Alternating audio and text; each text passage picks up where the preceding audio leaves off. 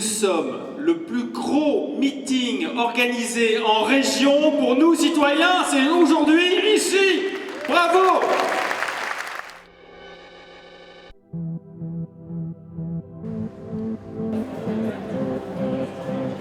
Dans le Nord, c'est une réunion chaleureuse, alors on y va en avance, il reste des places, on se serre, on est les uns contre les autres et on va faire avancer notre débat politique ce soir. Qui que vous soyez venus pour découvrir nos citoyens, que vous soyez venus pour écouter Denis Père, que vous soyez venus pour partager vos convictions, pour soutenir la liste Nous citoyens aux européennes, nous allons tout mettre en œuvre ce soir pour que vous puissiez répondre à vos aspirations et vivre votre engagement citoyen. Mesdames, Messieurs, pour que la critique cesse et l'action commence, je vous demande d'applaudir Denis Père.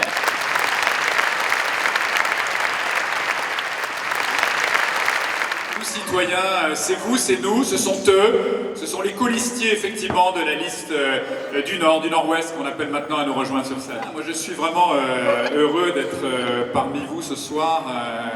Je connais bien votre région, j'en apprécie l'accueil chaleureux, l'accueil du pays ch'ti évidemment. J'en connais bien aussi l'industrie, je suis venu souvent en tant qu'entrepreneur, chef d'entreprise ici, et j'ai toujours été frappé par la résilience, la capacité de rebond des gens de la région, avec une région qui était connue pour ses industries lourdes, industries textiles, qui ont toutes disparu petit à petit. Et j'ai toujours été impressionné par cette capacité à rebondir, à se réinventer dans de nouveaux domaines, dans de nouveaux métiers, les services, le commerce, l'e-commerce, etc. Et je trouve que c'est un très bel exemple pour le pays, cette capacité à rebondir. Et notre pays, il a sacrément besoin de rebondir aujourd'hui.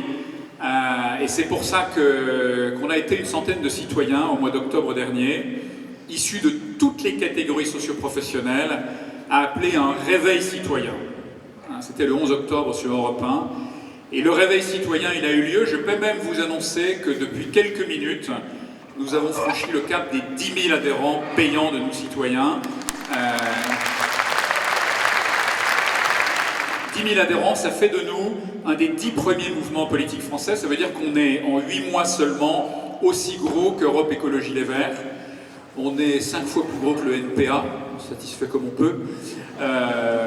On est une force déjà dans le paysage politique français, nous les citoyens. C'est le constat d'un pays qui a tout pour réussir. La première tribune qu'on a publiée dans Le Monde, elle était intitulée « La France, une surdouée qui s'ignore ». On est convaincu que notre pays a absolument tout pour réussir. Moi, j'en suis intimement convaincu. Je m'appuie sur mon expérience personnelle.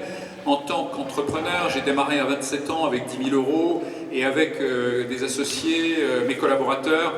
Par 2 fois, on a réussi à jouer en Coupe du Monde dans des secteurs dominés par les Allemands et les Américains dans lesquels on n'avait a priori aucune chance. Et on l'a fait parce qu'on avait avec nous des Français. Et que les Français, ils ont un talent exceptionnel. D'abord, ils ont une capacité d'engagement exceptionnelle. On s'est fait la réputation d'un pays de fainéants avec les 35 heures devant le reste du monde. Ça n'est pas le cas. Les Français, ils ont une vraie capacité d'engagement. C'est notre côté latin. On est capable de se passionner si on sait motiver les gens, si on sait pousser les gens à s'engager. On a une créativité exceptionnelle. Elle est connue et reconnue dans le monde artistique, mais elle est vraie aussi dans le monde industriel. On oublie trop souvent qu'on a co-inventé l'aviation avec les Américains, qu'on a co-inventé l'automobile, qu'on a inventé la photographie, le cinéma. On a tout pour réussir en France en 2014, c'est ma conviction.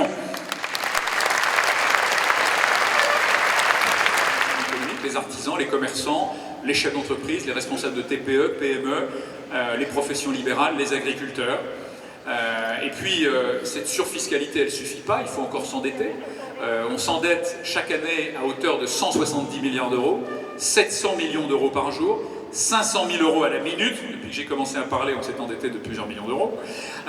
Tout ça, non pas pour laisser à nos enfants des autoroutes, des tunnels ou des aéroports, mais simplement pour financer les transferts sociaux, boucler la paye des fonctionnaires tous les mois et rembourser l'ancienne dette. Avec une perte de souveraineté dans ce domaine-là, qui est extrêmement élevée. Aujourd'hui, la souveraineté de la France en matière financière, elle est entre les mains des marchés financiers qui peuvent décider du jour au lendemain d'ordonner une remise à plat du modèle français en disant les Français, on arrête de vous prêter à 2%, un taux allemand, quand vous avez des finances grecques.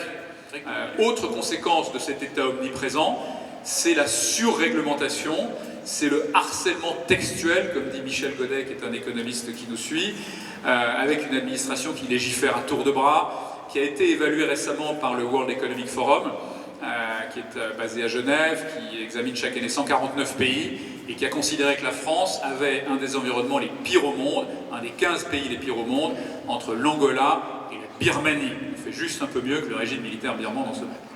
J'ai rencontré récemment un chef d'entreprise parisien qui avait 15 employés et qui recevait un courrier lui annonçant un contrôle URSSAF. Le contrôle URSSAF, c'est normal qu'il y en ait, sauf que pour ce contrôle URSSAF, il fallait qu'il collecte 35 documents administratifs aux noms les plus barbares les uns que les autres. Alors on fait ça une fois, on passe ses week-ends à ça une fois, et puis la deuxième fois, on dit bon ben ça suffit, je me mets à mon compte, je verrai plus ma femme et mes enfants, je gagnerai autant d'argent parce que vu la fiscalité en France, je gagnerai autant d'argent, et j'arrête d'embaucher 15 employés en France. Et ça arrive malheureusement tous les jours. C'est toute autre approche. C'est un ancien haut fonctionnaire qui a participé à la reconstruction de l'ex-Yougoslavie, qui parle 5 langues européennes, dont le hongrois. Voilà, c'est ça nos citoyens. C'est des gens compétents, c'est des gens divers. Dans le centre, on a une tête de liste qui est une Allemande, Sabine Tillet, qui vit en France depuis 30 ans, qui incarne à elle seule l'Europe. Dans le sud-est, on a Bertrand Lescure, qui est un chef d'entreprise à Lyon, avec à ses côtés Blandine de Surmain, qui est une mère de famille, qui est très engagée dans les quartiers nord de Marseille, dans les actions de réinsertion et d'aide sociale. Donc voilà, c'est ça nos citoyens, c'est cette diversité, c'est ces talents, c'est cette compétence. Donc c'est des gens compétents, c'est des gens engagés. S'ils sont élus, ils s'engagent à ne faire que cela. Ça sera leur seule activité professionnelle. Et ça, je peux vous dire, c'est très très discriminant aussi par rapport aux autres partis. Et nos élus, vous les connaîtrez. Donc voilà ce qu'on cherche à faire pour remettre l'Europe en marche, la remettre en marche à sa juste place. Voilà ce qu'on cherche à faire. Et on a fait beaucoup de propositions, bien sûr, par rapport à ça. On n'est pas juste dans la protestation. On a formulé un programme de 50 propositions pour remettre l'Europe en marche à sa juste place. Dans tous les domaines, on a proposé une nouvelle gouvernance parce que la gouvernance fonctionne mal. On a proposé des solutions aussi en matière de lutte contre l'immigration illégale, avec une dimension aussi qui est importante, qui est de chercher à fixer les populations sur place, avoir des problèmes de co-développement, pas juste être dans le fait de se barricader et d'interdire le fait de rentrer en Europe. On a fait des propositions en matière de commerce international, on a fait des propositions sur les PME avec un vrai programme pour les PME, avec des quotas d'achat de commandes publiques pour les PME, qui est quelque chose que font très bien les Américains, qu'on ne réussit pas à faire en Europe. Donc on a fait de très nombreuses propositions pour remettre l'Europe en marche à sa juste place. Je vous laisse découvrir notre programme sur notre site internet. Donc voilà ce qu'on cherche à faire pour l'Europe et pour la France. Je passe la parole à André-Paul, je crois, maintenant. Merci à Denis, qui pour moi incarne vraiment ce réveil. Qui suis-je? Moi j'ai une conviction forte, c'est que c'est à nous de construire notre avenir, c'est à nous de le décider. Notre avenir, le nôtre, et celui de nos enfants. Et c'est la raison pour laquelle je me lève en politique, je quitte mon cocoon d'entreprise, entre guillemets, j'y vais parce que je pense qu'il le faut. Comme l'a dit Denis, effectivement, élu, je pars à temps complet sur Bruxelles, je m'y engage. Marie, qui va se présenter aussi. Marie Gosselin, 50 ans, je suis donc épouse d'agriculteur, j'habite en Somme, en Picardie, et je pense que je vais avoir un petit échange tout à l'heure avec les colistiers pour vous annoncer un peu le programme et nos motivations. Voilà, bienvenue ce soir. Je vois que la salle est comble, c'est magnifique. Alors voilà, il y a 3 mois, si on m'avait dit que je me retrouverais dans Nos Citoyens, que je serais là, donc Rachid Lamarty, 50 ans, architecte, je ne connaissais pas Nos Citoyens. Aujourd'hui, je les rejoins après 3 mois. Pour rien au monde, je ne ferai marche arrière. Je dis merci à Damien, qui est juste là, qui nous a déjà ramenés dans des combats sociaux et qu'aujourd'hui nous ramène dans Nos Citoyens. Et on ira jusqu'au bout avec André-Paul et avec Denis Père, auquel je crois aujourd'hui. Conviction. Il nous paraissait important de partager quelques convictions, parce que c'est sur la base de ces convictions que l'on mène les politiques, l'action. Pour moi, tout part de la personne humaine. Je vais faire un peu de philosophie, mais c'est important. Pour moi, l'homme est digne, depuis sa conception jusqu'à sa mort. La personne humaine est libre et responsable. Je vais illustrer mon propos de responsabilité. En France, l'État veut tout décider pour vous, prendre en charge votre bonheur. Et donc, courbe de Babylone, vous avez des panneaux de circulation qui vous indiquent 90 à l'heure, puis 70, puis 50, et on vous met un radar en plein milieu. Ça, c'est la France. Vous allez en Irlande, Connemara, vous sortez de la ville, panneau d'indication 90 à l'heure, et juste en dessous, slow recommended. On vous recommande d'aller lentement, et vous avez très vite compris parce qu'à 90 à l'heure, vous vous faites le rocher ou vous percutez une voiture qui vient en face. Ce qui signifie que l'État irlandais vous met en situation de responsabilité. Vous avez le droit de rouler à 90, assumez. Et je trouve que ça, c'est pertinent. Donc je dis que l'homme est digne, libre et responsable. Et la responsabilité, ça veut dire que nous voudrons, pour l'Europe, promouvoir la subsidiarité, c'est-à-dire au local de faire du local et à l'Europe de s'occuper des enjeux communs. Donc, ce n'est pas à l'Europe de s'occuper de l'éducation des enfants, mais aux parents. Ce n'est pas... Voilà. Ce n'est pas à l'Europe de définir les quotas de reproduction des phoques, des poissons et des albatros dans la zone de Boulogne. C'est bien aux pêcheurs boulonnais, anglais et belges de s'occuper du développement des écosystèmes. C'est bien à chacun de faire au plus près de la de mener les décisions au plus près du terrain. Petite conviction encore, Philippe, excuse-moi. Je pense qu'il faut vraiment allier prospérité et solidarité. Et je pense que le réveil des citoyens est indispensable. Bravo.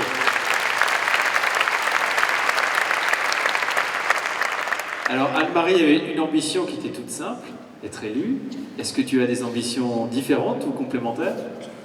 Vous représentez à Bruxelles, représentez toute la région de Maubeuge au Mont-Saint-Michel, les industriels, les pêcheurs, les agriculteurs laitiers et céréaliers, toute cette région que j'ai découvert notamment pendant ce dernier mois, qui est la mienne et qui est constituée d'hommes et de femmes de grande qualité. Donc c'est vraiment ça que je souhaite faire réussir le nord de la France et faire réussir l'Europe à sa juste place.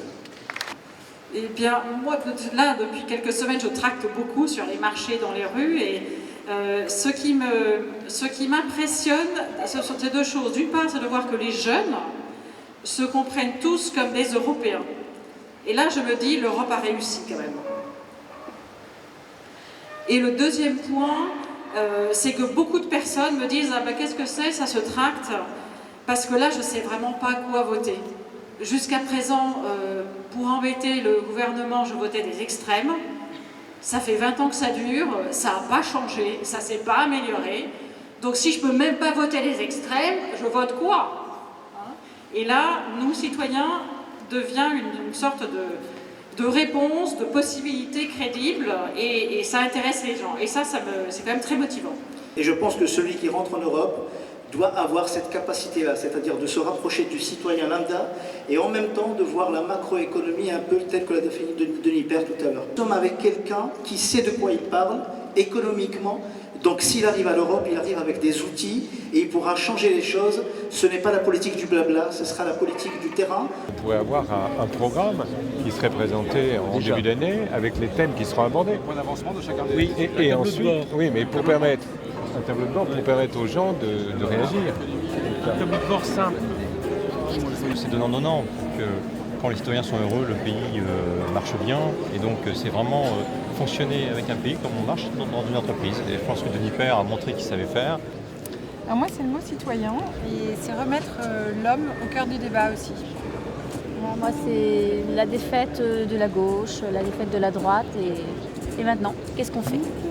Beaucoup plus d'importance qu'on peut imaginer dans l'esprit des gens. Oui, contre Boeing, on y arrive, contre les autres.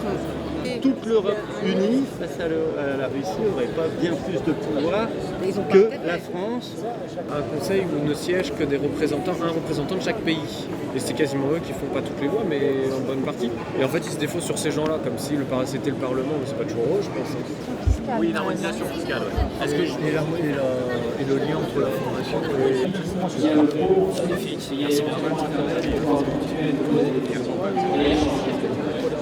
Et simplement pour reprendre un certain nombre de points qui sont beaucoup remontés, donc il y a d'abord tout ce qui concerne la gouvernance de l'Union européenne avec les enjeux d'avoir quelque chose de plus lisible, de plus efficace.